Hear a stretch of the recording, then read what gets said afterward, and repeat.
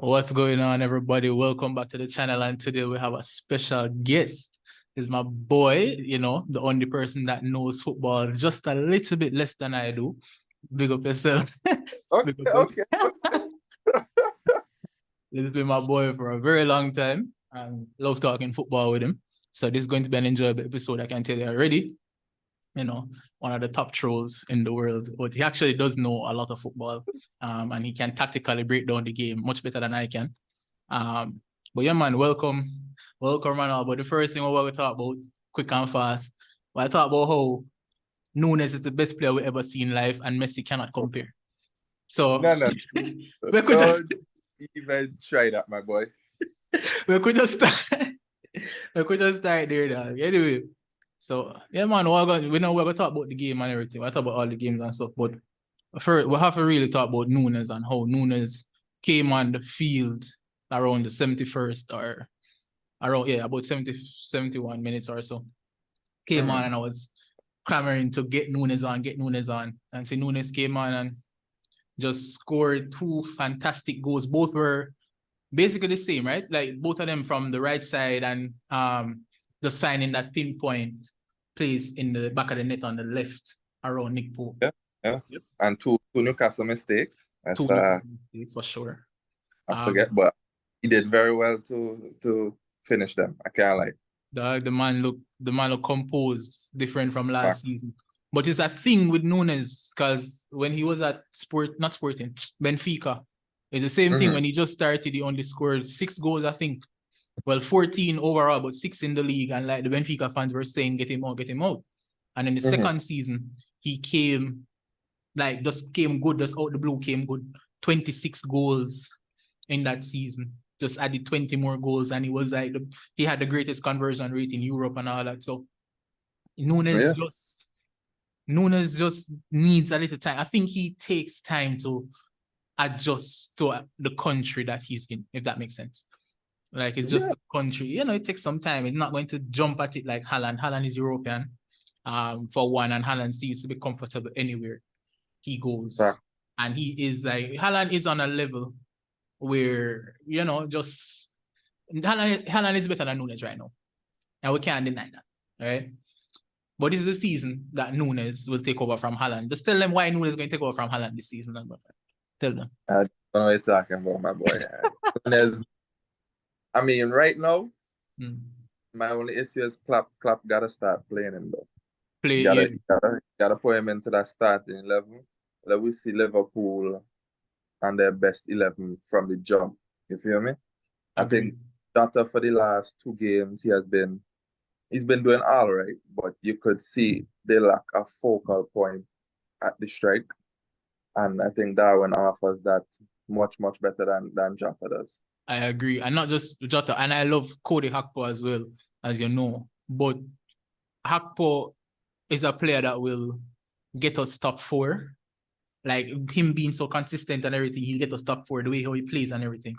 But Nunez is that piece that will allow us to fight with City to win the title, if he comes good. You get what I'm saying? Right. So it's not that Gakpo isn't great. I think Gakpo right now is even better than Nunez based on what we've seen before today's game. Gakpo is probably even better than Nunez consistently. But Nunez needs to play so he can get that jigaboo off him back and everything. So he can just become the striker that we expect him to become. And if him get to play consistently, yeah, man, I'm up there, because Liverpool play fluid football. Liverpool, especially Szoboszlai, who is world class right now. Now, man, I say it already. Szoboszlai, you know how I feel. Tell them a story about Coutinho, how I feel about Coutinho, brother. You know how I feel about Coutinho, but Szoboszlai right now, taking over from that. Right now. That's the show. Oh. This man had a poster of 2 players in his dorm. One was Coutinho and the other one was Bobby for me. I don't know. He's a strange fella, but the man never tell you how I feel about Coutinho. I put a foot in wrong. I can't lie. He has not put a the man he's linking the defense to the attack very, very well, and he's like when he sees that open field, striding. Him look, it kind of feel blasphemous to say, But the way how he looks on the ball looks like how Christie would look back in his younger days when he stride. Not that he's as good or anything, but just the stride, running with the ball and then like kicking the ball as well. The way how he kicks it with the technique is like young Christie as well. You get me? Obviously not as good, but he's getting there. He's young, captain for Hungary and everything. Like he will get there in the future. The other point I want to make is that this game genuinely, dog, reminds me. Not just remind me. This game is better to me than that Barcelona comeback. And yeah, let me tell you why. I'm going to show you the feeling. All right, let me tell the people them the feeling. Watch it now. I didn't even get to watch the 4-0 comeback, right? I was in class. So this is when I was on campus. I was in class. First ever class I've ever had. In this, I think it was business strategy or something like that. Right? First ever class I ever have. And I was just there watching the updates on my phone like this, just watching the updates. See Origi score, Origi scored first, and then Wijnaldum scored the 2, and then Origi again. I'm gonna say to myself, when we win 4-0, I done. Left my car, so screamed in the class. The class couldn't continue because I was making so much noise. Right? This is the first impression that this teacher have on me. Right? Ran out the class, left my car at class, ran over to the dorm that both of us were living on, right? So I left my car, ran over to the dorm just to see this man, scream at the top of my lungs, where is Trent? Right? Because Trent, if for people that don't know, Trent is a Barcelona fan. I said, where is Trent?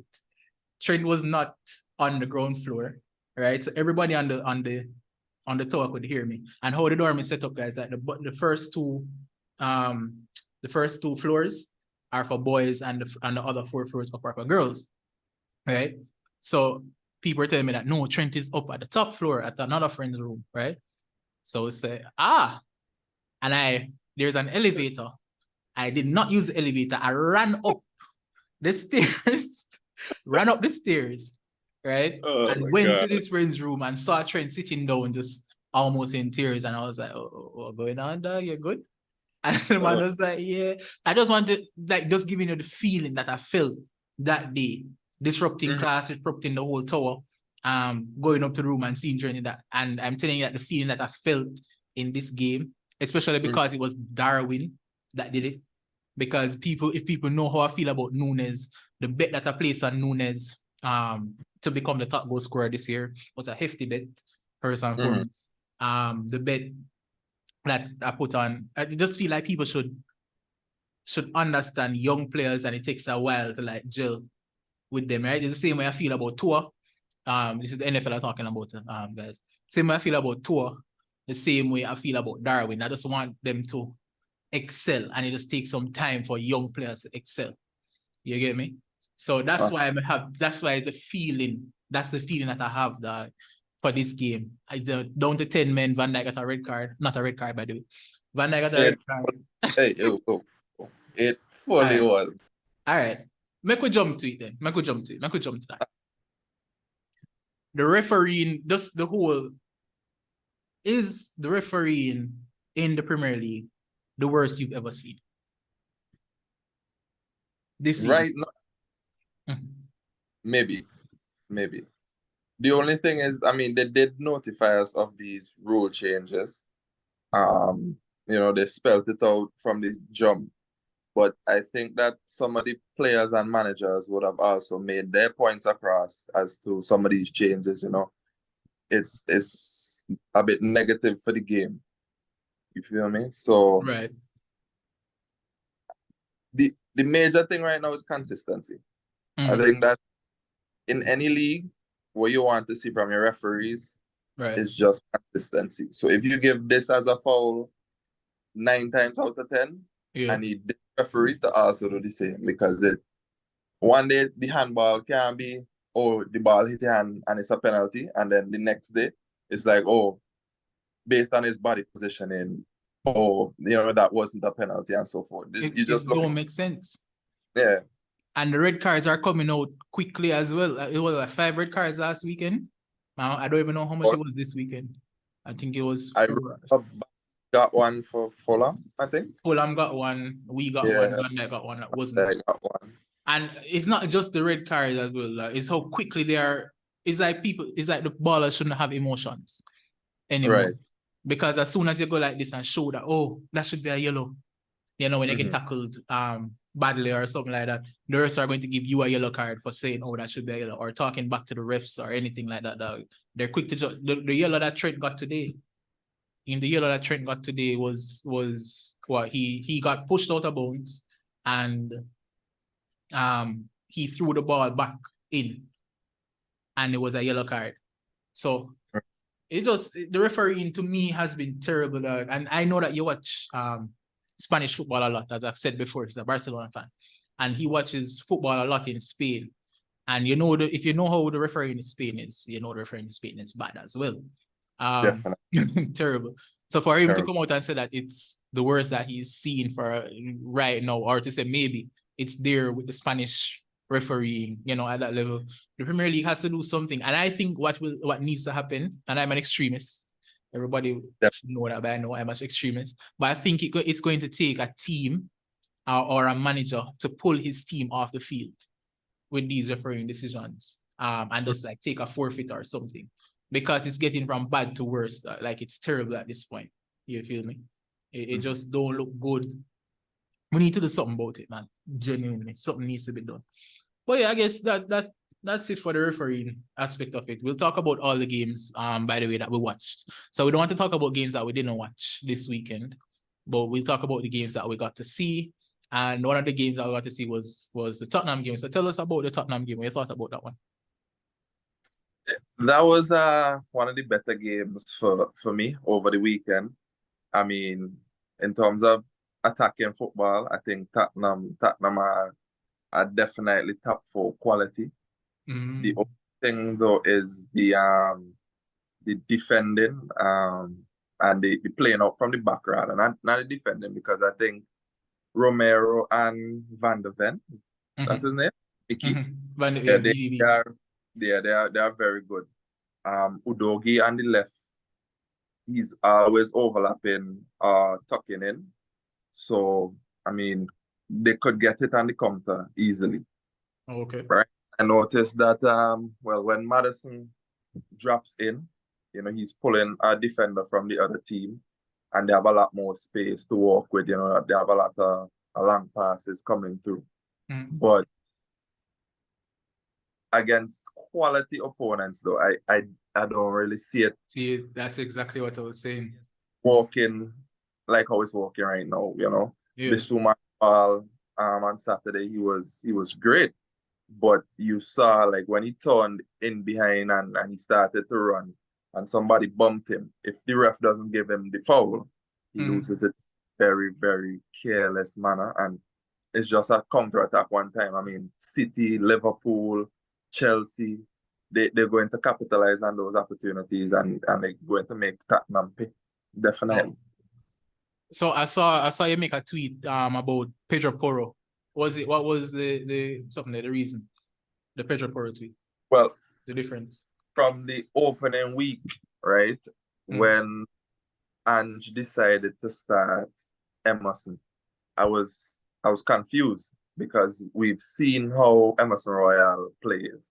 We know that he's mistake prone. We know he can't make up his mind quickly enough, So it was a bit confusing, and you could see the instant change once Pedro Porro is on the field, because he's quick to make the decision. He knows where he has to be. He knows when to tuck into the midfield, when to play the 1-2 pass, or when to turn in behind. So it makes their attack even more fluid. Emerson Royal, I'm thinking he would have given that ball a couple times. Yeah. When Yep. I mean, exactly. So Emerson Royal, he can't sit direct position unless Pedro Porro breaks his foot. Knock on wood. I agree. No, I agree with that. I didn't get to see that much, which is why I'm happy that you saw it so you can talk about it. But I said it that I saw in preseason what Postecoglou wanted to do. And it was a complete 180 from what Tottenham is used to, which is counter-attacking football and so. But Postecoglou wants them to have possession and play free-flowing, almost Barca 2008-esque football. Obviously not as good, but you can see what he wants to do. It's just that it's going to take some time to really mesh is what I was thinking. So I thought that by January, so that they will struggle first in the first half of the season, and then by January they will mesh well and get a top. I think I had them 6 on my Premier League predictions or something like that. But I think that Harry Kane leaving was actually a blessing in disguise, basically. There's no focus on just the one striker, like trying to feed the ball to Kane and everything. It's like a passing movement and so. But Richarlison is still garbage. Forever was garbage. Just he's not. They need to go and get somebody before the window closes. Maybe. Huh? They have to. Oh, they have to, definitely. They have to get somebody before the season, before the transfer window ends. I think it's next week. I don't even know what day next week. Sunday next week. Thursday the 31st. Yeah. Right. So you have to get somebody in before Thursday because Richarlison is not it. And remember at the World Cup, this is why I don't like people that just watch World Cup football. If people that just watch World Cup football, they would think that Richarlison is a top 10 player in the world. You get me? But it's the same James Rodriguez thing. You have a good World Cup does not mean that you're a great player. All right. True. Richarlison is just garbage. I was going to say worse than that, but I have to keep it family friendly. Definitely. On the channel. That was a good game. I really appreciate how Tottenham looks right now. I'm actually watching Harry Kane at Bayern as well, so I think it's like a good separation for both. Because Harry Kane, he scored a goal today. It was a penalty, but he scored a goal today. Big up himself. You know how it go already. But big up to Tottenham still. I really hope that they are the top club in London this season because I hate Arsenal and I hate Chelsea. So, I mean, I don't really have any real beef with Tottenham like that. Right. So, it calm. The Man U game.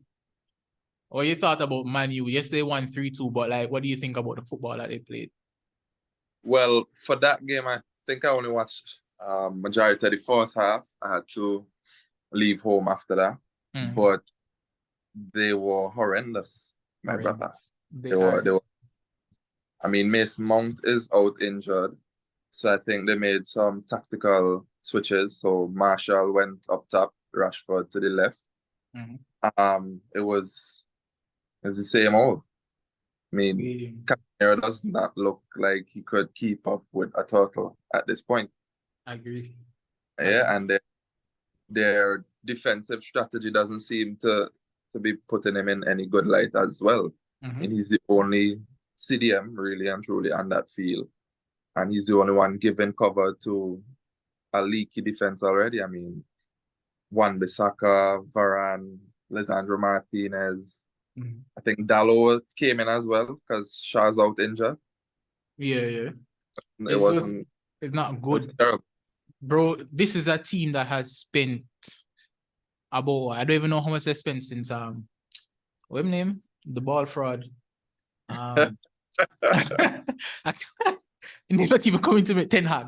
Since Ten Hag came in, right? I think they've spent I know that they've spent more than Klopp has spent since he's been at the club in the last 2 years that Ten Hag has been here. They've spent more than Klopp has since he's been at the club, right? And this is a team that looks $500 million off, like away from being a good team. Definitely. Right? The team, the midfield, you can't play Bruno and Mount together because none of them defends properly. They're both from. Not properly true. I mean, just, right. The two of them play the same exact kind of risky balls. And nobody wants to hold it. And then when the counter attack comes on, because they play that risky ball and it never work out, them not trap back. So, and Casemiro is old and cannot do it by himself again, especially in the Premier League that is more physical and everything. It just, I think Casemiro needs to find a way to go to Saudi Arabia. Genuinely, like he did so well for his career, won so many UCLs. He need to take a vacation and go to Saudi Arabia and make some real money.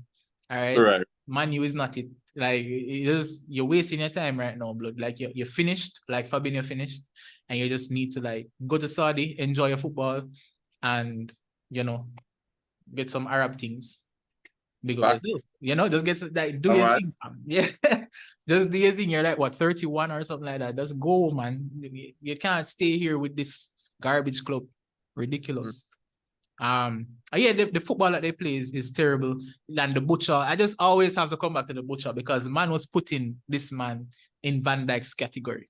All right, men were doing that and saying that, oh, he's great, and I will never come off of his name because he's trash.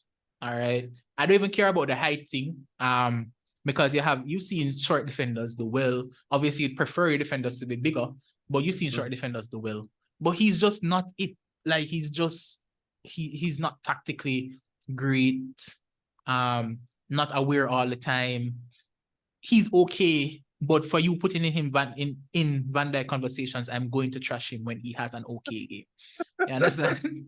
So that's how I feel. I think Man U is way off, and I would love if they got relegated. It won't happen, but if they got relegated, that would be amazing for me.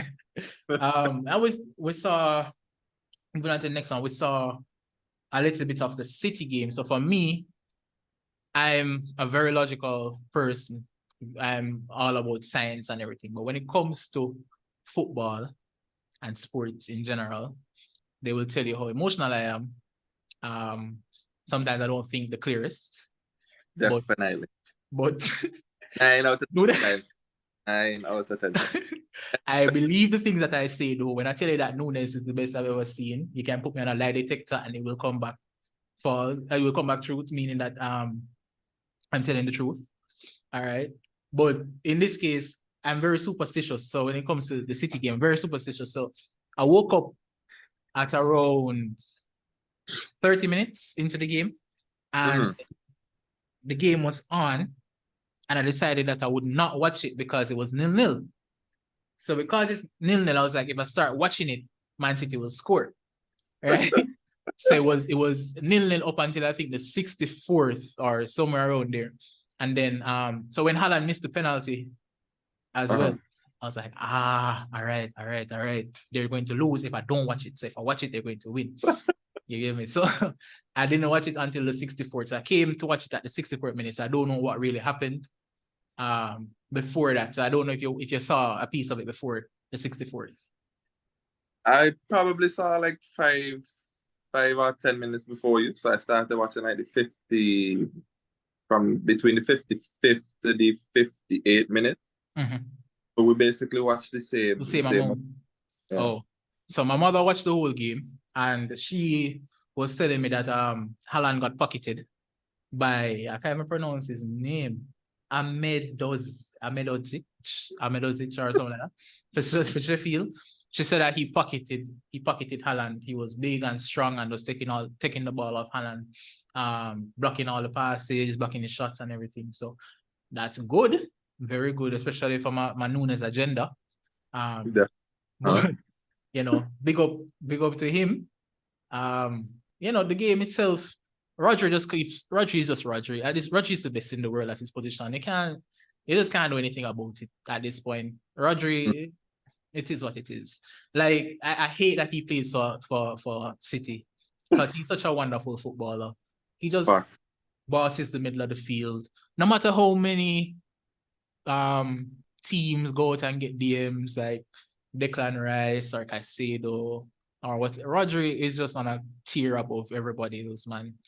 And I think I saw a picture on Twitter actually, and I think it was at the last. They were showing his I think it's either SofaScore or WhoScore rating for the past like 30 games, and every single one of them has been green and blue. Yeah, bro. His ratings, he has not had a bad game in like the last 30 outings. It's just different though. Like Rodri is up there with like the best DMs to ever play this game at this point. He's consistently just showing his greatness. And I just wish that he would leave Man City. I wish he would just decide that Pep is a fraud. Like I know he is, and just decide to leave that. If Rodri decides to stay at City, City is winning the league again. Yeah, even without De Bruyne, Rodri is just fantastic. Not what he does. And that last goal, the goal was sensational. Definitely. Yeah. But Alvarez filling in for De Bruyne, I didn't expect it though. I thought it would have been Foden coming in with the freedom and the that role. I thought it would have been Foden's role, but the ball merchant knows exactly what he's doing. The man. Once it's on a regular game week to game week, he will always find something to do to tinker and to just win the game. Agree. He's up there, man. It's him and Klopp in a category, because Klopp today made great. It was not just about Darwin. He made great tactical changes in there, pulling McAllister and letting Szoboszlai sit, really not sit like in the midfielder, but like basically playing two roles at once because of his workhorse attitude and like ability and everything, and then sticking Nunez up front and like everything. I think that he outclassed Eddie Howe, and he's the first manager in Premier League history to beat a manager 11 times in a row. So yeah, he has Eddie Howe's number. But differently though, if we're being honest too, it was like Newcastle just won composed in front of the goal. For sure. Because up until like the 70th minute, y'all should have been down comfortably. Like 3-0, 4-0 even. I mean, and missed some good chances. Oh my word, Harvey Barnes. You remember that counter? The Harvey Barnes one. Yep. Why never pass it? That was shocking. That was shocking. Shocking. He raises his head up, looks to Wilson, and just goes back down. Exactly. And Wilson was mad. Terrible. But your players have to show up. If your players don't show up, you can't win the game. Yep. Klopp's players, his changes had a big effect on the game, and they won. Yeah, I agree. I think it was, and not just that. I think the changes that Eddie Howe made were bad. Bringing on Longstaff for Tonali, I think it was. It was Longstaff for Tonali, Wilson for Isak. Isak wasn't really doing much in the game, to be honest. So it's fine bringing on Wilson for Isak because you don't want that. But bringing on Longstaff for Tonali, even though Longstaff got that one chance and he thought he was prime Neymar with the flick, on Alisson. It didn't work out. Never work out, really. Work out. And it was all Liverpool players like a dog. Yep. Dribbling out of tight spaces, passing off the ball, getting fouls. Yeah. So it was a counterproductive change for it. I agree. Yeah, but we're running out of time when they have like 8 minutes or so, but we're going to wrap up a little bit on this. So guys, this was a very good conversation. Trent will tell you that we don't ever really have conversations like this sitting down and shit. I think we did it for you guys, but really and truly, Trent and I are like yin and yang when it comes to sports, and we curse all the time with each other. You will see a lot more of that, but in order for us to do that, we'll need like a moderator to be on. But you'll get more videos like this one, where we, just sit freely and we talk football. You get me? And the NFL season is coming up. So those of you that love the NFL, Trent is the only friend that I have that watches the NFL. And the reason why I got into the NFL is because of Trent. And the fact that I can't allow Trent to know a sport that I don't know. So that is why, that is literally the reason why I got into the NFL. But yeah, man, it's going to be more videos like this. And thanks to Trent for coming on. We're going to have a lot of more videos like this, and it's going to be a flurry of videos coming out. So big up on yourself and peace. Big up yourself, Trent. Before I leave though, subscribe to the channel though. Subscribe to the channel. Boys, channel, bro. Subscribe to the channel. Yeah, man, big up yourself. Thanks. Big up. All right, look more.